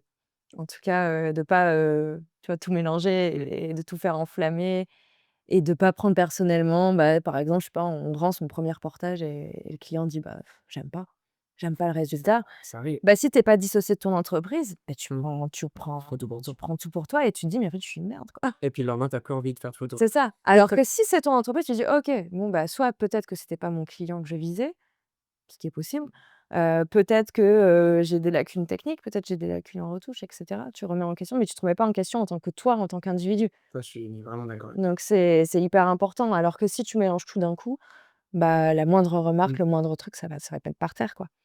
Bah, avec les vidéopreneurs, on fait beaucoup de prospection pour justement, bah, apprendre à vivre de la vidéo Mmh. et du coup, quand on appelle des prospects pour essayer de poser une date, et bah, souvent il y a des gens qui sont, très froids avec nous et qui mettent un gros clash, «Non, ça m'intéresse pas, au revoir» ou «J'aime pas ce que vous faites» et tout et tout de suite, on voit la réaction des autres qui sont là, «Bon, ben, OK, j'arrête d'appeler les gens, j'arrête» tout de suite Ouais, dans tu cette prends. protection, c'était trop dur là, c'est Alors vrai. que si tu es dans ta casquette commerciale, Tout à fait, tu t'en fous. exactement. Enfin, quand tu es payé pour faire du démarchage et que tu te prends des claques toute la journée en te disant: «Non, ça m'intéresse pas» ou même Oui. des insultes. Surtout que la personne qui t'a dit ça, demain, elle se souvient plus de toi. Mais bien sûr, C'est pas grave, bien sûr. rien n'est grave. Mais du coup, on n'a pas parlé de la protection et je Mmh. pense que c'est important de se protéger, justement à bah, une fois de plus, une fois que tu as travaillé ton estime de toi, que tu as conscience de tes limites, de tes besoins et cetera, tu vas savoir ce qui est important, est-ce que ça t'impacte ou pas, quoi et du coup, bah, cette pauvre personne qui se souviendra pas de toi demain, elle est pas censée avoir un impact négatif. Donc bien se protéger et rester dans sa mission sur le La moment, la confiance en soi, on la connaît, c'est croire en soi, mmh. si je me trompe pas et l'estime de soi, par contre, est-ce que c'est la valeur qu'on va C'est l'amour s'accorder? inconditionnel que tu te donnes. OK, Donc l'amour de soi. l'estime de soi, c'est vraiment, l'amour ouais, l'amour, mais l'amour inconditionnel. OK. C'est pas, «Je m'aime si j'arrive à être ça». C'est «Je m'aime dans ce que Peu je suis importe. maintenant, tout de suite» et ça, c'est Intéressant, c'est comme, ouais, enfin, j'essaie d'être père de famille avec moi-même, me dire, c'est «Peu importe exactement ça. ce que tu fais, je De t'aimerai toute façon, toujours». tu as l'enfant intérieur, le parent intérieur et l'adulte qui est toi, quoi. Tu as pas fait de psychologie avant J'ai ou? beaucoup étudié. J'ai beaucoup étudié, mais du coup, oui, c'est un peu ça, je pense. C'est vraiment l'amour inconditionnel et puis quand tu foires et bah, c'est OK et en vrai, il y a rien de dramatique, ça reste des images. Oui, Tu vois, une fois de plus, on n'a pas la vie de de pers quelqu'un entre ses mains. on a un peu l'ego des gens entre nos mains, mais Ou le plus beau jour de la vie d'un mais il y en a quelqu'un. certains que ça leur fait pas de mal d'être un petit peu bousculés. Mais non, mais de toute façon, il se passe rien pour rien, donc si un jour tu as un mauvais retour, par exemple, tu sais pas pourquoi ça arrive, mais parfois, c'est même pour l'autre que ça arrive Mmh. et ça, tu en as pas conscience sur le moment, mais après, avec du recul, tu te dis: «Ah ouais, mais en fait, ça s'était mal passé» parce que peut-être que lui, il avait besoin de comprendre aussi certaines choses, Puis des fois, il y a besoin aussi de se confronter à certains échecs pour pouvoir grandir. Mmh. Et de se dire: «Bon, ben, là, j'ai fait une grosse bêtise, mais Mmh. peut-être que dans 3 ans, j'aurai un contexte encore plus gros avec le même projet C'est ça. et là, je serai capable, j'aurai les épaules pour affronter ça parce que, j'ai fait une erreur qui va me permettre de grandir» Ouais, c'est ça. et ça revenait à ce que tu disais, bah, se remettre en question et mettre aussi des fois l'ego de côté ou, d'avoir cet ego, pour grandir. Ouais, ouais, complètement. Bah, en tout cas, c'est génial parce qu'avec tous les enfin, pour moi, ce podcast, c'est justement une boîte à outils. J'essaye de Oui, à travers, ben, des témoignages, tu vois, inspirants comme aujourd'hui, essayer de trouver des choses qui me permettent, d'avancer, puis aussi les diffuser, les partager. Parce que je me dis: «Si pour moi ça m'intéresse, il y a peut-être d'autres personnes qui se retrouvent dans cette, situation-là et ça mmh. peut les aider». Ça peut faire que du bien de toute façon Exactement. et en tout cas, moi Si je jamais j'ai un coup dur, pas besoin de t'appeler, j'ai déjà du coup les tu le podcast. voilà. Non, mais c'est bien d'être entouré aussi, c'est Mmh. important d'en parler et parfois on a juste besoin de quelqu'un qui nous rassure en fait, hein. Mmh. C'est tout bête, hein, mais Bah, j'ai l'impression que la valeur, ta valeur, dépend aussi de ton environnement oui, complètement. et du coup des personnes qui t'accompagnent. Il y en a qui disent que tu es, Le reflet le reflet des 5 personnes qui sont, le plus ah, proches de toi. c'est intéressant. Ça en dit long et c'est vrai que des fois quand tu changes un petit peu de vie, tu t'en rends compte que tu es plus pareil et que Je oui, ferai mon bilan alors. faire le bilan. Attention, il y en a qui vont peut-être sauter. Je vais faire attention à ce que je dis. Non, mais c'est ouais, là, après c'est faut pas en avoir peur de tout ça et je Mmh. pense faut être curieux et il faut en trouver un amusement et quand ça devient trop lourd, faut aussi se foutre la paix de temps en temps. C'est important aussi de pas tout le temps être dans l'analyse, et Ouais, je suis cetera. d'accord avec toi. De se laisser vivre aussi, mais quand il y a besoin, bah, d'aller faire une petite introspection, ça peut faire du bien et puis d'essayer de prendre du plaisir, en fait, tout simplement. C'est des beaux conseils en tout cas. Mmh. On arrive sur la fin de cet épisode. Est-ce que tu vois peut-être d'autres points que tu souhaiterais aborder? Non, on a fait un peu le tour, j'espère que c'était pas trop décousu. Non! C'était très riche en tout cas, il y avait des très belles choses et je pense que ça peut aider, ben, plus d'un. En tout cas, moi, ça m'a apporté beaucoup Mmh. et je vais tester, la petite technique, De du l'EFT? tapotement, Ouais et bah peut-être pas devant les clients, parce que justement, non, on va se dire: non, mais ça, C'est un coup de soleil, c'est un truc pour toi, ça. il part en vrille». Non, non, c'est un petit truc, pour soi-même et puis en vrai, voilà, tu vas aux toilettes vite fait, tu le fais dans personne ne le voit et toi, ça te relâche.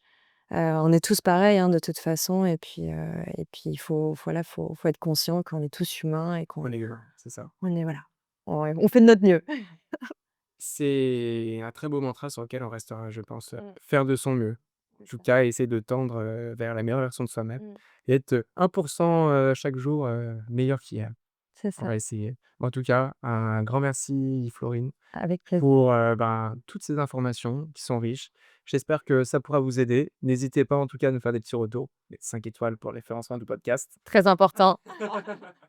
Et puis, j'espère, à très vite sur autour, d'un mariage ou en tout cas, pourquoi pas aussi, autour d'un verre avec les afterwork que j'organise, avec plaisir. Avec plaisir et puis, bah, j'espère, du coup, qu'on pourra avoir la suite des épisodes, bientôt, Complètement. avec d'autres invités et je sais que tu finis souvent Tout à fait. par un Quelle, invité personne tu souhaiterais voir, justement, dans le podcast? et là, du coup, j'ai réfléchi et ce serait la directrice artistique, Yohanna Raffi OK.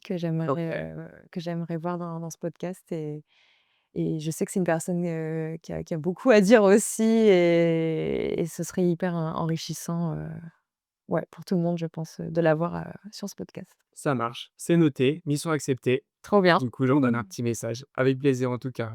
Bah, de rien, merci à tous, pour votre écoute. Merci Florine, à bientôt. Au revoir.